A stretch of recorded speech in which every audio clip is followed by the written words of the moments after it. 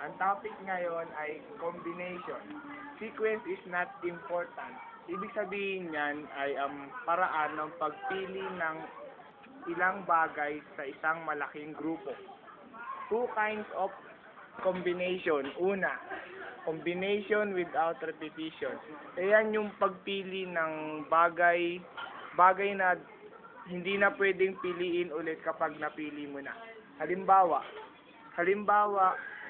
pumili ka sa 5 tao na isa lang ang isasama mo at sa pangalawang beses nun, hindi mo na siya pwede piliin. Formula, n over n minus r.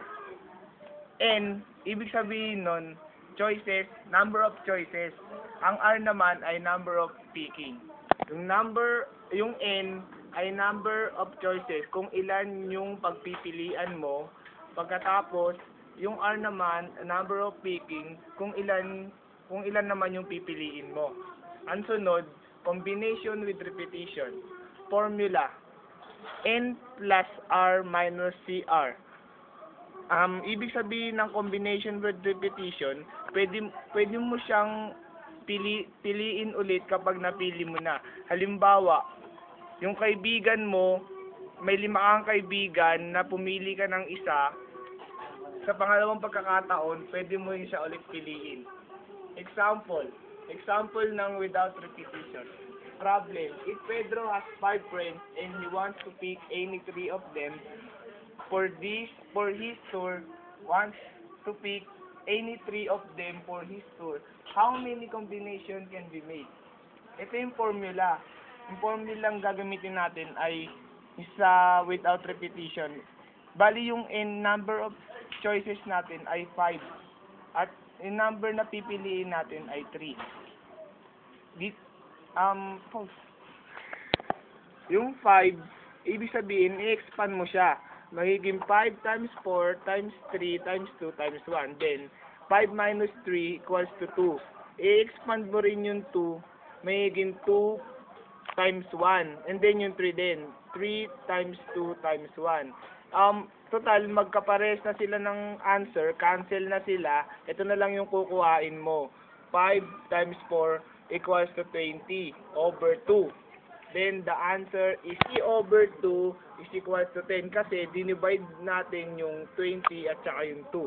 Then, dito naman sa with repetition, ito yung example, how many 3-letter string can be formed from L, M, N, O, P?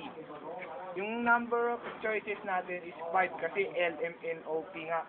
Yung R naman is 3 kasi 3 letters lang yung kukuhain natin. Ito yung magiging formula natin, N plus R minus 1. Then R plus N minus 1.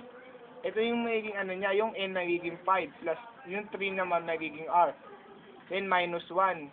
3 plus 5 minus 1. 87 over 3 times 4. Bali yung 7, isa times natin ng 7 times 6 times 5 times 4 times 3 times 2 times 1. And then yung 4 naman is 4 times 3 times 2 times 1 and 3 times 2 times 1. Total magkapares na siya, kakancel na natin siya. Bali ito lang nagiging natin. 7 times 6 times 5 equals to 220. Then 3 times 2 times 1 is equals to 6. The answer is 35. Pwede rin natin gamitin yung calculator na shift 7 shift.